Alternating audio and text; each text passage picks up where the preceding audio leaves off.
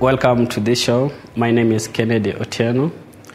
I've been a chef for this industry for 10 years. I studied my culinary arts in Culinary College in Nairobi. Welcome to the show to meet the HR. Amazing guys. We are right here at Chester Hotel, Natukope the kitchen, and we're about to talk to Chef Ken to get to understand what his job entails, what his career involves. And if you want to be a chef or you want to be in the hospitality industry, this is the show for you. So stick around and let's learn more. So, Chef. Yes, please. Let's get started. Yes. Why culinary arts?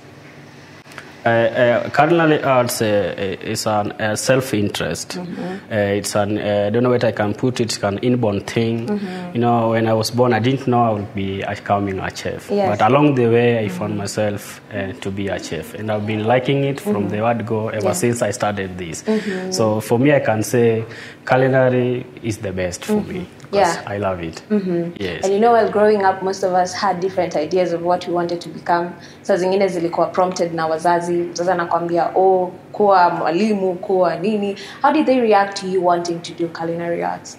Okay, me, along the way, a personal experience, along the way, I wanted to be a lawyer, that is. Uh-huh. But along the way, there were challenges in financial, in families, and so forth. So I found myself into the culinary arts. So back when I was in school, I was like, I want to be a lawyer. So along the way, something came up, and I didn't have that opportunity to do so. So when I came back, I found myself in the culinary arts. It seems that it was an inborn thing that maybe I didn't know, but now I realized that it was the same thing I was born to do. So I really love it from there. Wow, amazing. Yes. But then most of the times we don't understand the passions that we have. Growing up, we have these ideas in tumekuwa tumepewa. Juu umesikia lawyer sana, umesikia daktari sana, you change your passion until later to realize, kumbe, that's why I was doing this when I was young, because my passion was in this particular line. So take us through your journey in school. How was it in order for you to get to study culinary arts? Okay, what I can say for the beginners that at first it's not easy because it's a new thing, but along the way you get involved into to gain interest in it. But don't be discouraged for the new beginners. Don't be discouraged because they have we call them the colonial chefs. They used to bully people. They tell you go and do this. When you come back, you already done it. But we went through a lot because you could even not know what was happening then. But through learning, going through, then also through perseverance. You persevere is when you can achieve it. So it's not easy that also, but you have to persevere in order to make the achievement. Yeah. Yes. Okay. And what are the requirements that you needed for you to get into culinary arts school? And which school did you go to? Okay, I attended the Culinary College. So the requirements, the financial, that's a mandatory. The grade is a mandatory. So for me, I would urge that don't be forced into culinary. If you feel your passion, you want to do a culinary, don't take advice from the friends. Go and do this. Go and do this. You might go in doing it because of peer pressure. But again, do it because you feel you want to do it. So that's what I can advise. Yeah, it is very important for you guys. If you're passionate about something, make sure you follow through with it till the end. Don't do something because other people are doing it, because at the end of it all, you won't follow through with it till the end, right? Sure. You'll end up giving up along the way. So which course did you take specifically, and how long did it take you to do that particular course? I took the culinary in food and arts. It took 2 years in Culinary College. 2 years. I did the certificate level. Of course, there's diploma, there's degree, and so forth. So me, because of as I said earlier, because of the financial issues, I did only certificate. But I'm planning to go and do the diploma because learning continues. There's no end to learning. Learning continues. And look at you now with the certificate and the passion. You're working in a very beautiful place. Yes. And now things are going in the right direction. So during this 2-year period, did you get like any industrial attachment period whereby you got exposed to the industry prior to you leaving school? Yeah, sure. Because there's a mandatory law of after training, after the skills you've gained there, you have to know how to explore them. So in order to explore them, you have to attend the attaché. So for 3 months, I was attached at Kunst Hotel. Those days back. So I was attached for 3 months. Then And that was it. Yeah, that was it. But at least it was good exposure. Yeah, it's a good exposure because, okay, in school, what I can maybe expand that you do the theory, but now coming to the ground, now you do the practical. So you find most of students, even here, some of them coming here to train them. You find them, if you ask some of them that, have you ever done this in school? They say, no, we've been doing only theory. Yeah. So you have to, the root of the whole thing is in the production, and that is practical. So I would like that if you are doing a theory, then make the practical a reality thing into your journey of culinary arts. That's the only secret. Yes. You need to take that theory and put it into practice now, so that you can become more handsy when it comes to practicing whatever it is you're doing. And of course, they say the practice makes perfect. Yeah. So perfection, it comes with practice. So you have to do. You have to be perfect. That is, yes. So after finishing your 2-year course, what proceeded after? And doing your internship, what came after?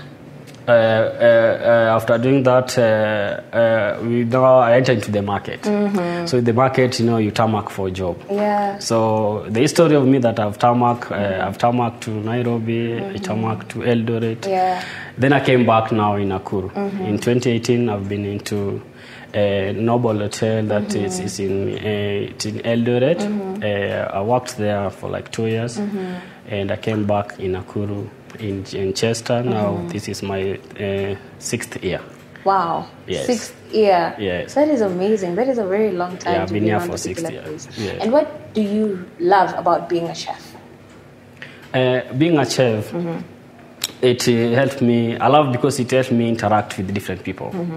Because one day you interact with this tribe, another in this tribe, then we bond. Another thing that bonding is very important. Yeah. Because it makes you have a family. Because this industry, you work 8 hours, and your family is at home. Yeah. So the family you have for 8 hours is the colleague. Yeah. So that's one thing I love most.